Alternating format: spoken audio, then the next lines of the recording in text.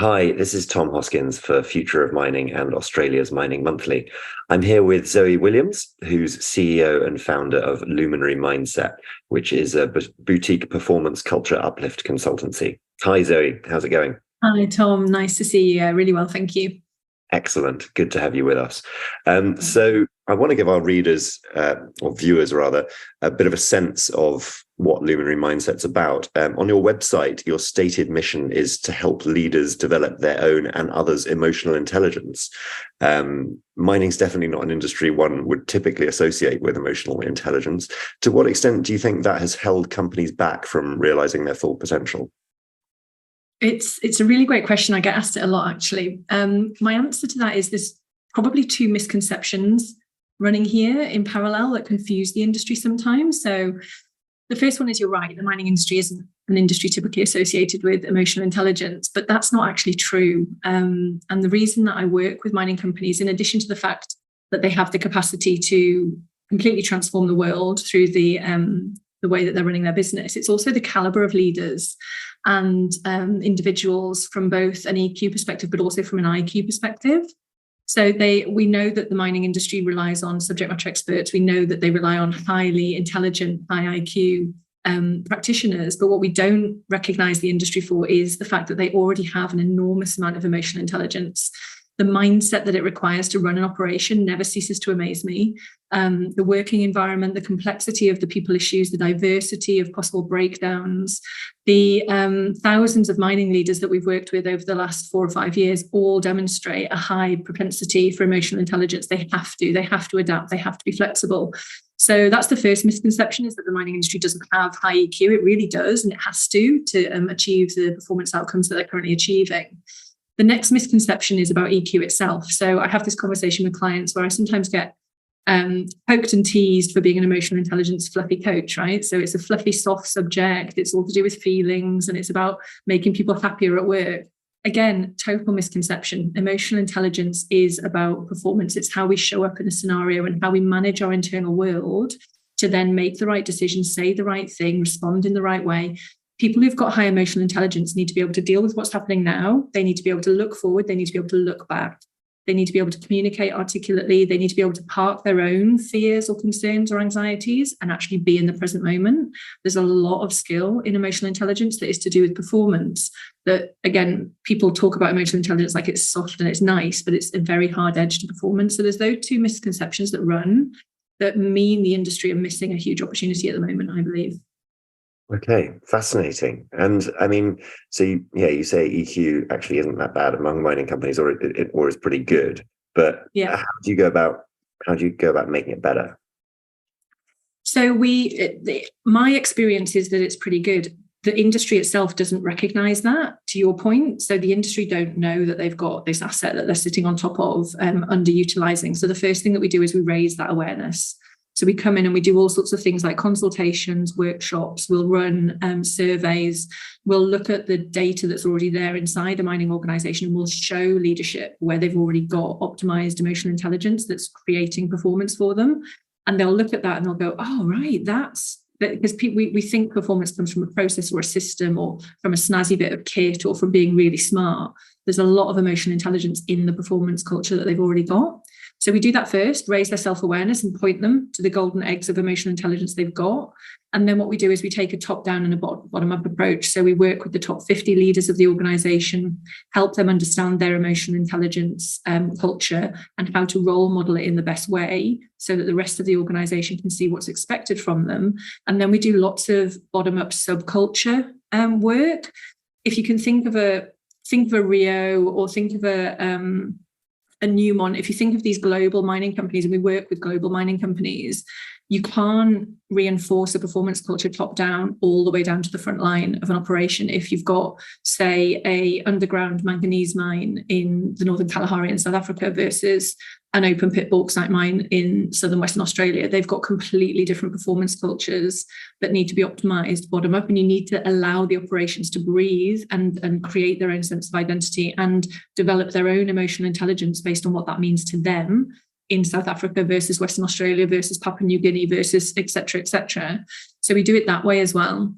And we've developed some. I've got a history of risk and audit and accountancy, but I've also got a background in psychology. So what I've done is I've brought those two areas of expertise together, and we've developed models that are both speaking to risk, speaking to strategic outcomes, speaking to performance, but using coaching and psychological techniques to open up new conversations, open up new neural pathways, provide people with questions that they're not normally being asked, so that they can then explore and discover new ways of being or new solutions to old problems.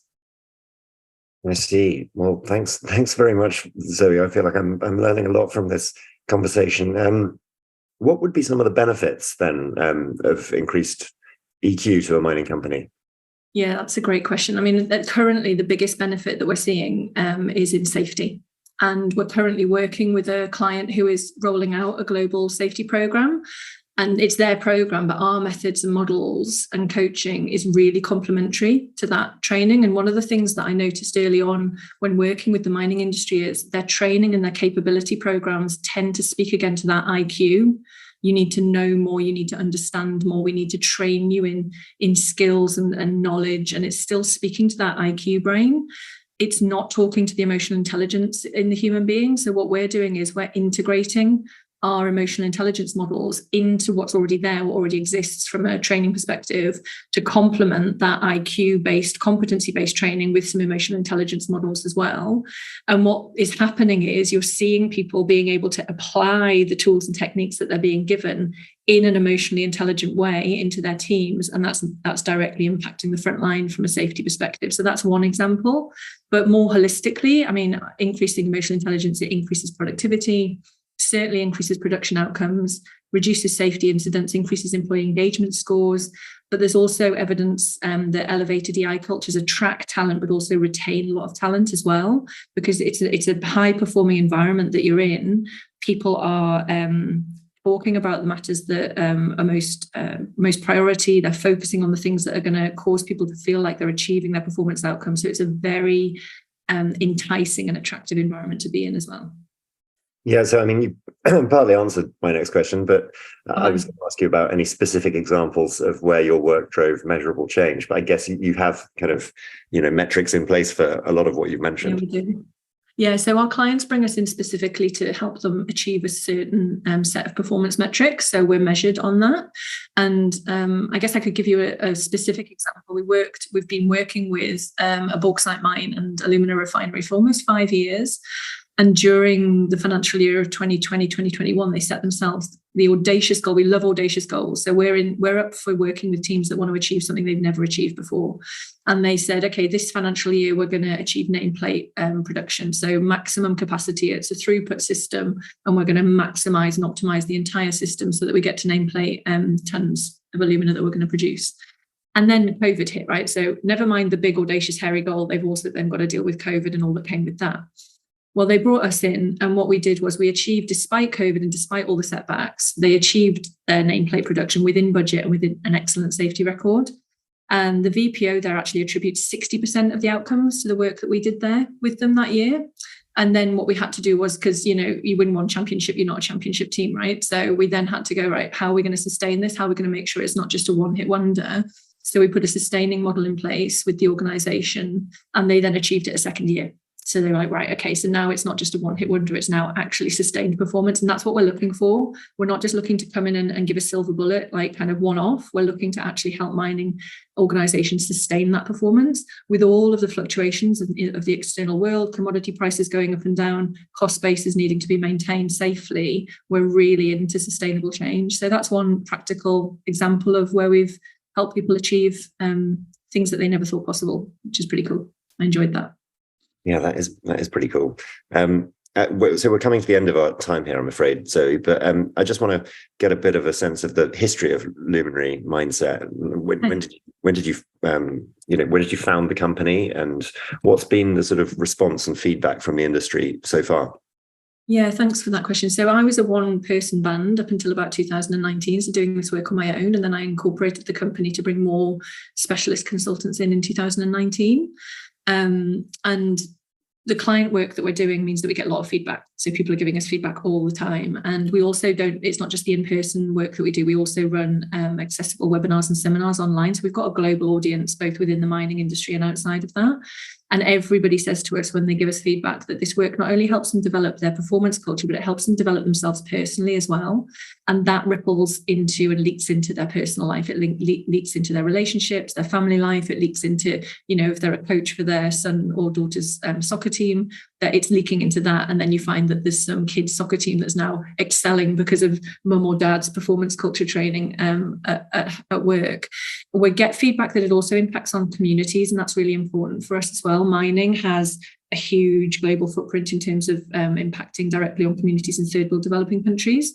And that's why the leakage is really valuable. So the kids' soccer team is great. The leakage into communities in places like Southern Africa, Papua New Guinea, countries where really this work is inaccessible unless you have the resources or the time to put into it. So we get feedback that that's happening as well.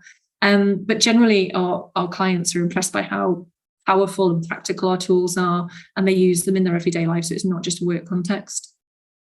Fantastic. So, well, yeah, congratulations on all your work today, and I wish you all the best in the future. Thanks so much.